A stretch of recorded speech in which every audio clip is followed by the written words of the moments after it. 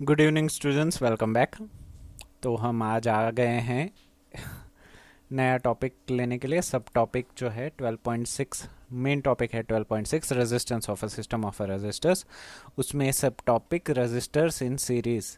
अगर हम रेजिस्टर्स, एक से ज़्यादा रेजिस्टेंस को सीरीज में लगाते हैं, तब जाके क्या क्या फ़र्क पड़ता है वोल्टेज के ऊपर या करंट के ऊपर, उस चीज़ को हम जानने की कोशिश करेंगे। तो इंट्रोडक्शन इन्होंने दिया हुआ है। What happens to the value of current when number of resistors are connected in series in a circuit. जब भी कोई सर्किट में एक से ज़्यादा रेजिस्टेंस, अगर एक से ज़्यादा रेजिस्टेंस हो ना, तो उसको आप रेजिस्टर्स बोल दो तो चलेगा, because it is more than two. दो या दो से ज़्यादा रेजिस्टेंस जब आप सीरीज में कनेक्ट करते हो या पैरेलली कनेक्ट करते हो, तो उसको रेजिस्टर्स आप बोल सकते हो। आपको स्पेसिफाई करने की ज़रूरत नहीं है वो कैसे कनेक्ट है, but resistors is more than two resistance. तो अगर किसी सर्किट में एक से ज़्यादा रेजिस्टेंस आपने सीरीज में कनेक्ट किए हैं, तो करंट की वैल्यू पे क्या फ़र्क पड़ेगा? करंट कम हो जाएगा, ज़्यादा होगा, या हर रेजिस्टेंस के ऊपर करंट? मान लीजिए कि ये एक सिंपल से सर्किट मैंने ड्रॉ की हुई है, पॉजिटिव और नेगेटिव। यहाँ पे एक सेल, दो सेल, तीन सेल और चार सेल लगे हुए हैं। अगर ये एक भी सेल 1.5 वोल्ट का हो तो टोटल 6 वोल्ट की सर्किट है, आप ऐसे बोल सकते हो। ट्रेडिशनली हमें पता है कि करंट पॉजिटिव टू नेगेटिव घूमता है, तो हमने ये करंट की डायरेक्शन भी सेट कर दी।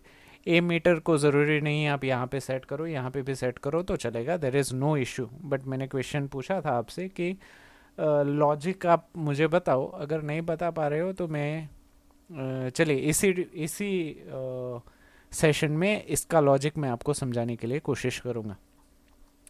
यहाँ पे रेजिस्टेंस आपने देखा है, हाथ जोड़ के एक ही लाइन में खड़े हुए हैं, so we can say that the resistance are connected in series. अब ये तीनों रेजिस्टेंस का कंबाइंड वोल्टेज डिफरेंस जानना है, इसलिए एक्स और वाई के बीच में ये वोल्ट मीटर लगाया हुआ है। अगर आप सिर्फ रेजिस्टेंस वन का वोल्टेज डिफरेंस देखना चाहते हो तो वोल्ट मीटर यहाँ से लेके यहाँ तक लगाए। सिर्फ R2 का लगाना चाहते हो तो यहाँ से लेके यहाँ तक। सिर्फ R3 का तो यहाँ से लेके यहाँ तक। यहाँ पे इनको तीनों का कंबाइन चाहिए, तो इन्होंने तीनों के कंबाइन में लगाया हुआ है। तो ये पूरी सर्किट हमने समझ ली। एक की that is in on condition, क्योंकि यहाँ पे डॉट लगा हुआ है। क्योंकि यहाँ पे डॉट लगा हुआ है उसी वजह से हम करंट फ्लो दिखा पा रहे हैं। अगर यहाँ पे डॉट नहीं होता तो करंट फ्लो नहीं दिखाना है, क्योंकि वो सर्किट ऑफ कंडीशन में है।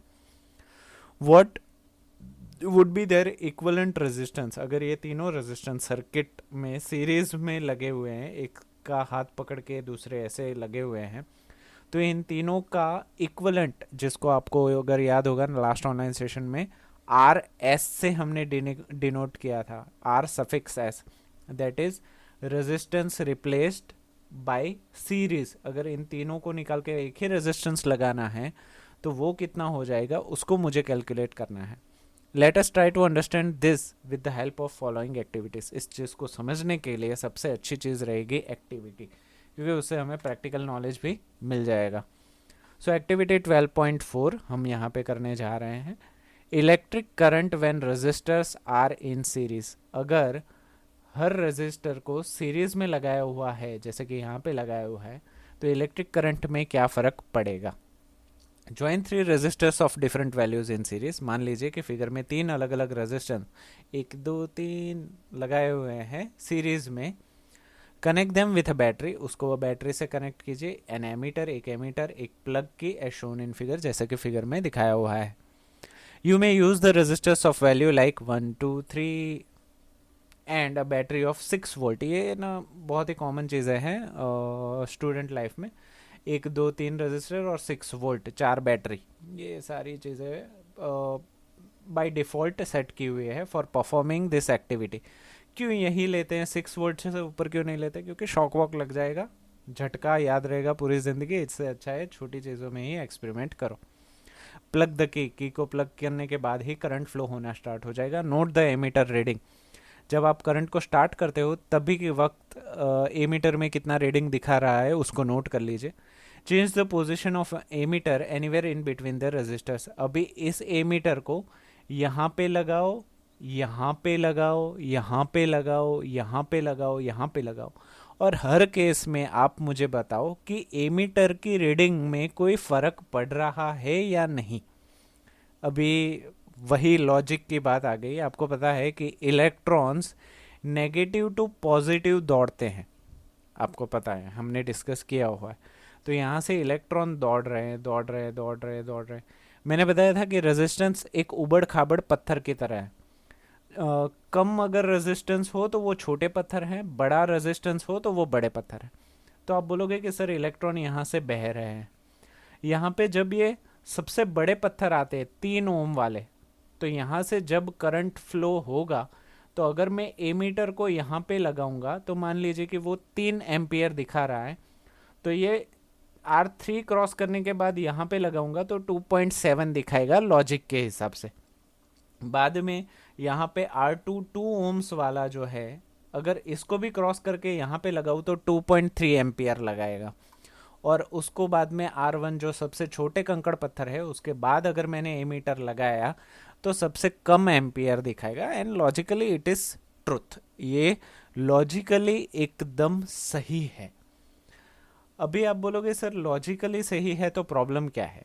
प्रॉब्लम यह है कि जब आप इसको एग्जीक्यूट करते हो, एक्सपेरिमेंट करते हो, तब एमीटर को कहीं पे भी लगाओ रीडिंग सेम ही आता है। तो आप बोलोगे तो सर हमने जो लॉजिक लगाया वो गलत है क्या? वो बिल्कुल भी गलत नहीं है। हमारा लॉजिक फेल होते हुए तभी हमें दिखता है जब हम इलेक्ट्रॉन्स की स्पीड को कंसिडर नहीं करते। क्योंकि जब हम इस चीज़ को, इन पत्थर से होके निकला, पानी यहाँ पे मेज़र किया, बाद में इन पत्थरों से होके निकला, यहाँ पे मेज़र किया, यहाँ पे, ये सारी बातें करते वक्त हम इलेक्ट्रॉन के स्पीड को, that is speed of light को, हम इग्नोर कर देते हैं, जान नहीं पाते। तो जब आप एमीटर को यहाँ पे लगाओगे और रीडिंग मेजर करोगे, तब तक करंट यहाँ से दौड़ के फिर से वापस यहाँ पे आ गया होगा with in a fraction of second. Fraction भी बहुत बड़ा वर्ड है। 1 सेकंड के लाखों करोड़ों हिस्से तक ये यहाँ से दौड़ के वापस भी आ गया होगा। तो already whatever reading you are taking, वो ऑलरेडी बीत चुका, वो भाग के वापस आ गया। इसी वजह से एमीटर की पोजीशन से कोई फर्क नहीं पड़ता। क्यों? क्योंकि कहीं पे भी लगाओ वो सेकंड के 1000वें हिस्से तक तो वहां पे पहुंच ही जाएगा। उसी वजह से एमीटर में रीडिंग कहीं पे भी, अगर सर्किट के बीच में भी लगाया, रेजिस्टेंस के बीच में भी लगाया, तो रीडिंग सेम ही आता है। क्यों? क्योंकि वो इलेक्ट्रॉन इतने तेज है कि एमीटर हमारा छोटा पड़ जा रहा है। अगर एमीटर भी तेज होता तो शायद हम ये जो लॉजिकली डिफरेंस है उसको हम पकड़ पाते, बट क्योंकि इतनी तेज स्पीड को हमें पकड़ पाना अभी तो हमारे साइंस के लिए पॉसिबल नहीं है, तो एमीटर की पोजीशन से कोई भी फर्क नहीं पड़ता, कहीं पे भी लगाओ। ठीक है? क्यों? क्योंकि वो दौड़ के पहुंच ही जाने वाला है। आपकी स्पीड से ज़्यादा एमीटर, इलेक्ट्रिक करंट की स्पीड है। तो यही एक लॉजिक है कि एमीटर को कहीं पे भी लगा सकते हैं। बट लॉजिकली यही चीज़ है कि इलेक्ट्रॉन यहाँ से यहाँ दौड़ रहे हैं, यहाँ पे थोड़े खर्च होके कम हो रहे हैं, यहाँ पे थोड़े ज़्यादा खर्च होके कम हो रहे हैं, यहाँ पे सबसे कम होके खर्च हो रहे हैं।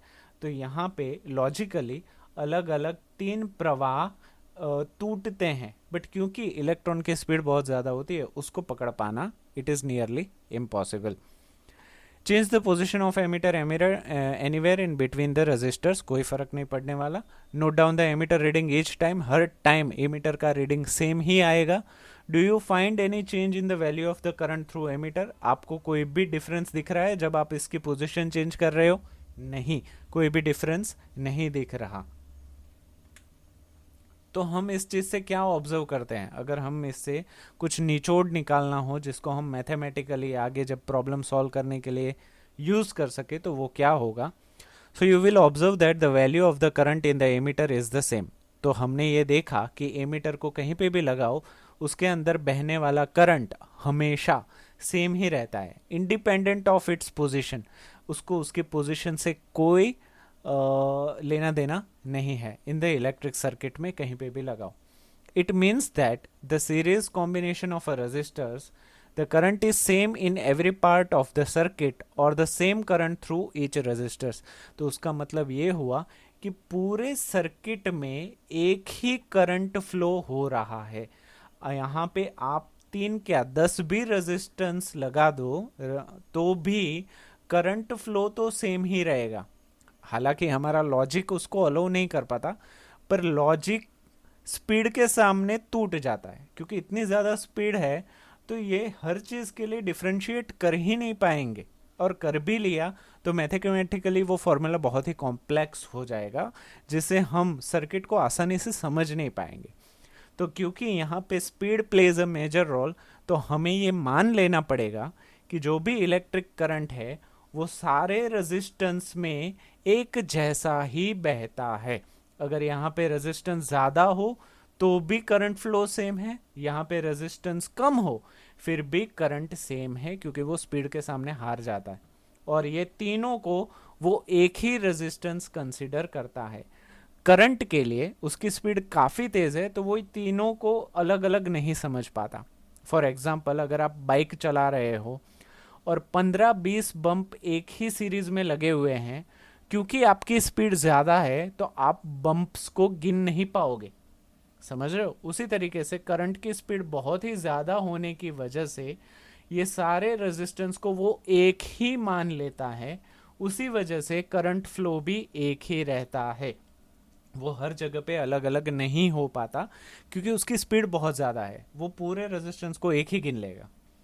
It means that a series combination of resistors in the current in the same in every part of the circuit and the same current through the each resistors.